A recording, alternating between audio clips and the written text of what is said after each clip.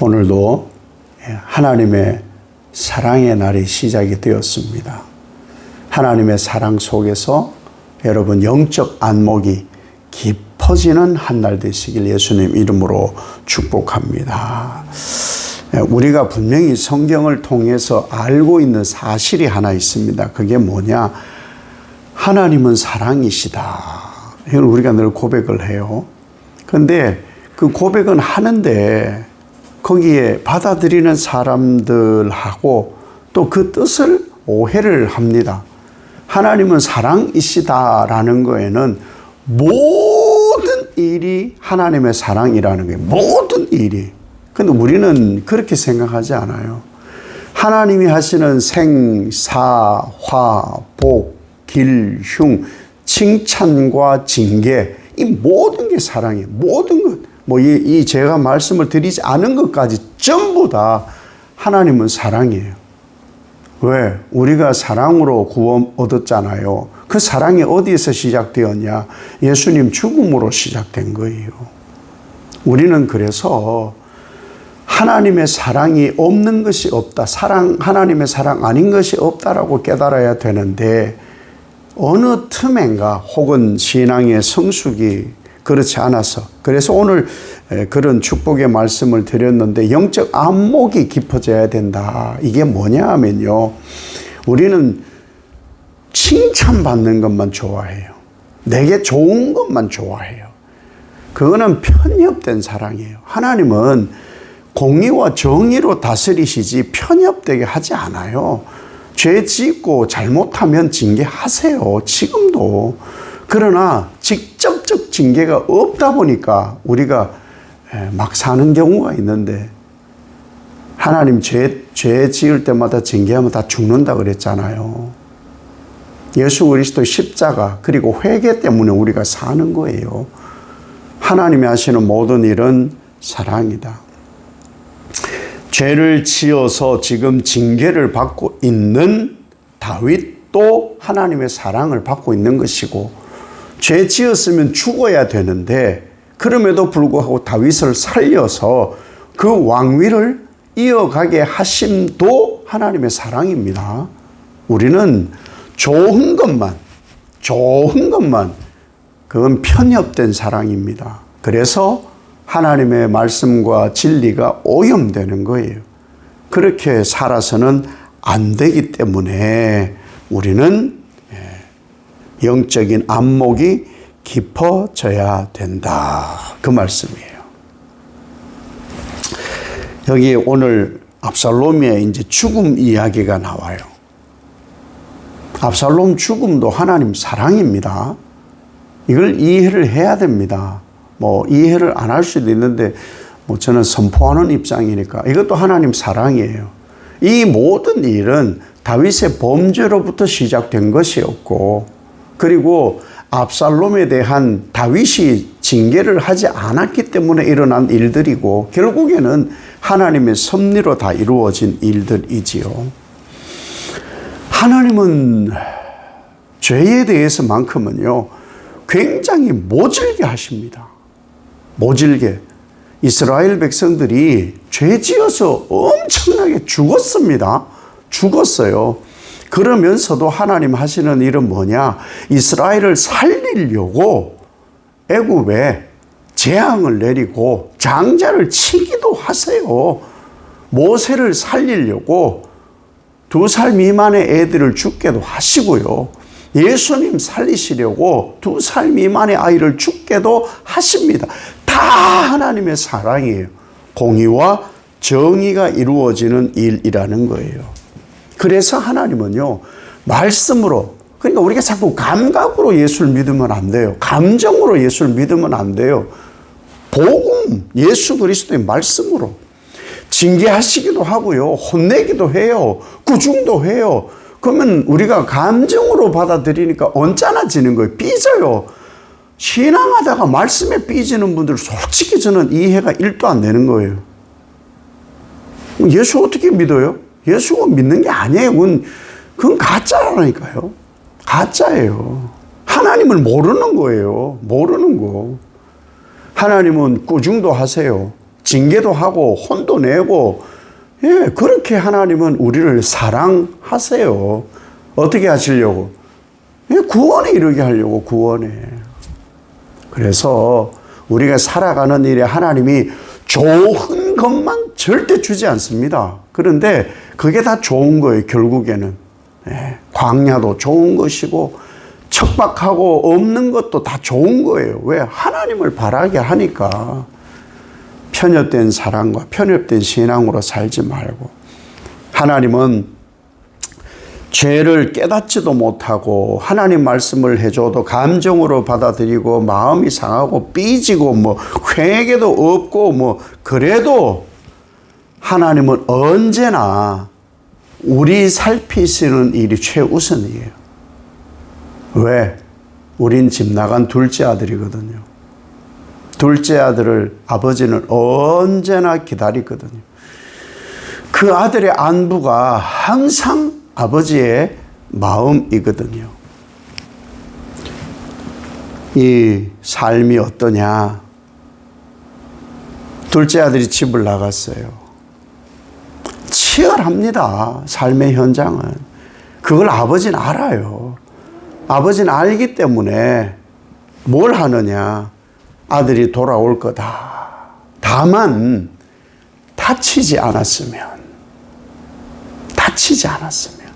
잘 살기를 바래요. 잘 살기를.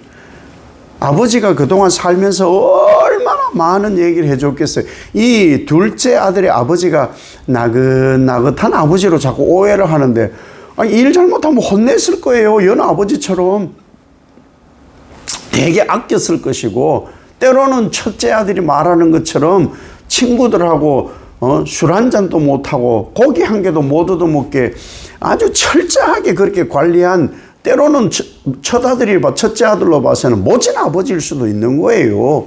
그러나 그 아버지는요, 졸지도 주무시지도 아니하고 항상 집 나간 아들, 그리고 집에서 아버지 마음을 모르는 첫째 아들에게 항상 관심이 있어요.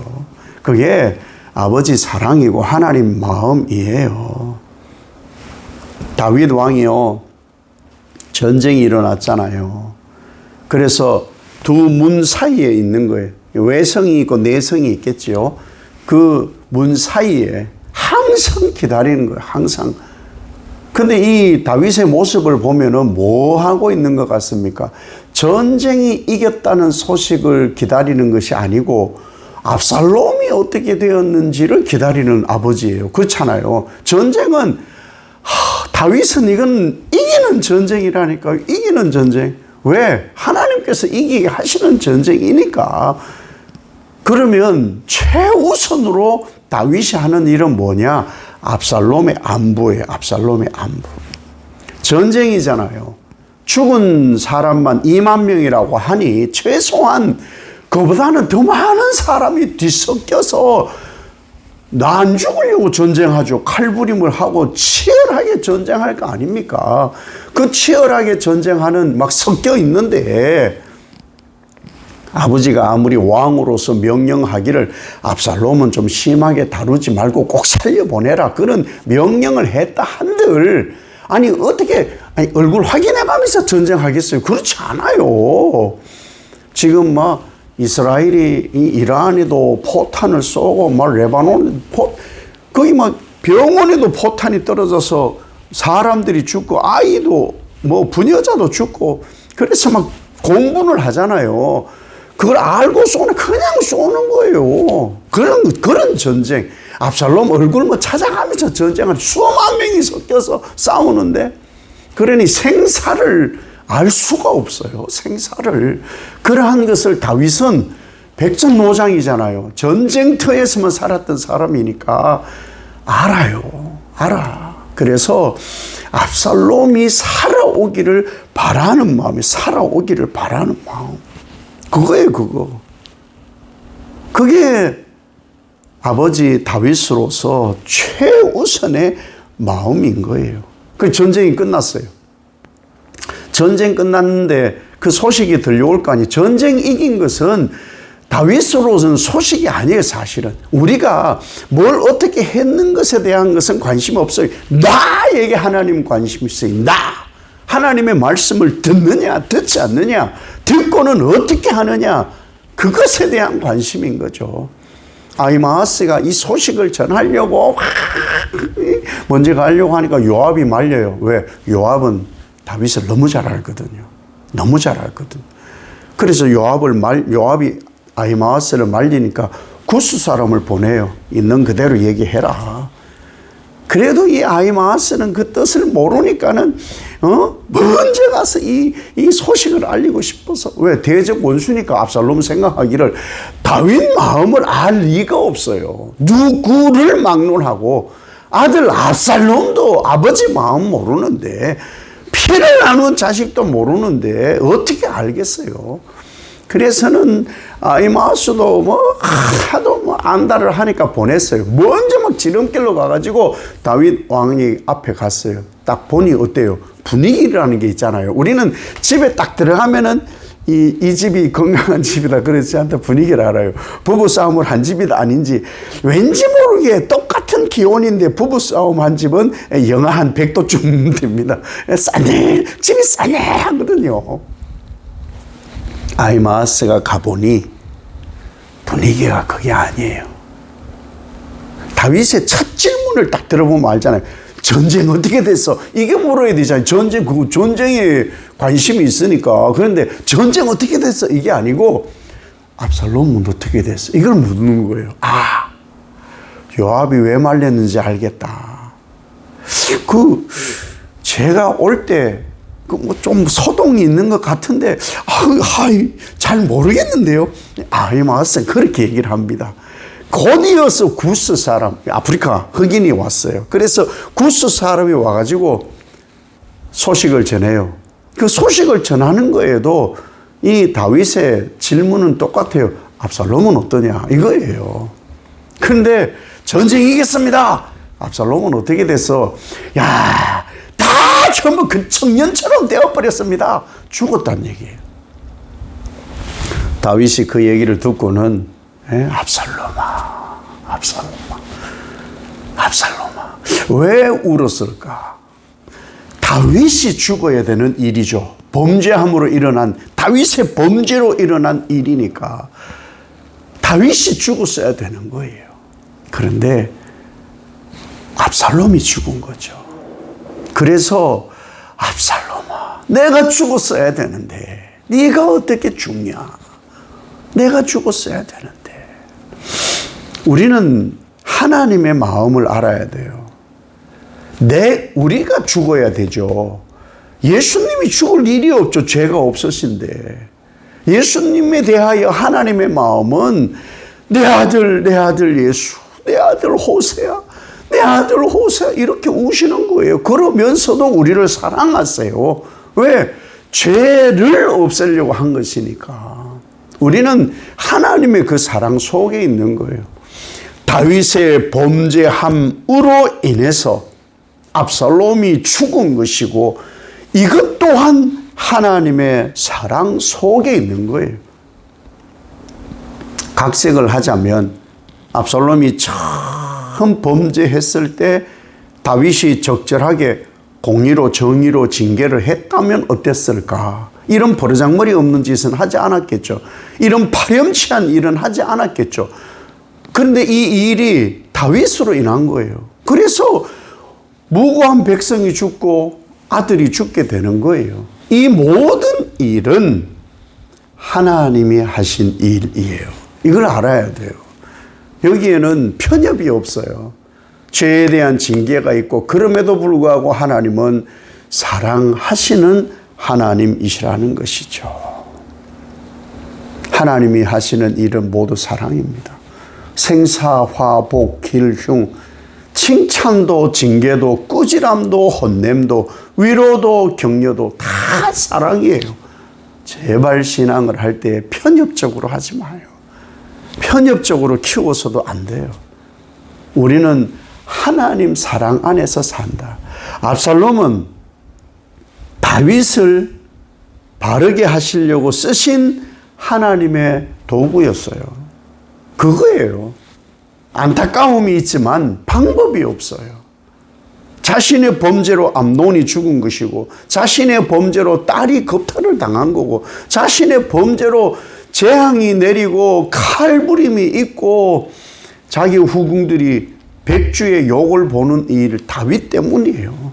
그래서 하나님은 그거에 대한 징계를 하시는 것이고, 이것이 다 하나님 사랑 안에 있습니다. 편협하게 생각해서는 안 돼요. 다 하나님이 하신 일이에요. 다. 거기에 예수 그리스도의 죽음도 하나님 하신 일이에요. 날 살리려고. 그래서 말씀은 틀림이 없어요. 오늘 처음 말씀드린 대로 하나님의 말씀을 통해 나를 살펴야 돼요. 나를 살펴서 영적인 안목이 깊어져야, 하나님의 사랑 아닌 것이 없구나. 이것을 깨달아야 신앙이 성장해 갑니다. 이 성장을 이루는 복된 한 날 되시기를 예수님 이름으로 축복합니다. 아버지 하나님, 아버지는 사랑이십니다. 만사 우리가 깨닫고 깨닫지 못하는, 느끼고 느끼지 못하는 모든 일이 하나님 사랑입니다. 생사화복 길흉, 그것뿐만이 아니라 나의 삶의 칭찬과 나의 삶의 징계와 하나님의 꾸준함과 혼냄과 격려와 위로, 모든 것이 사랑 아닌 것이 없습니다. 내가 하는 것이 완전하지 않고 편협된 것이지, 하나님이 하시는 것은 그릇됨이 하나도 없음을 깨닫습니다. 하나님, 우리의 영적 안목이 깊어지게 하옵소서. 우리 스스로를 망가뜨리지 말게 하시고, 내게 속한 모든 일들을 망가뜨리지 말게 하시고, 만사의 하나님의 사랑으로 양육되어 가기를 하나님은 원하시니, 예수 그리스도의 죽음이 하나님 사랑인 것을 깨달아 우리도 그 사랑받고 영적 안목의 깊이와 높이와 길이와 넓이가 충만해지는 성숙된 성도 되게 하옵소서. 예수님 이름으로 기도 올리옵나이다. 아멘.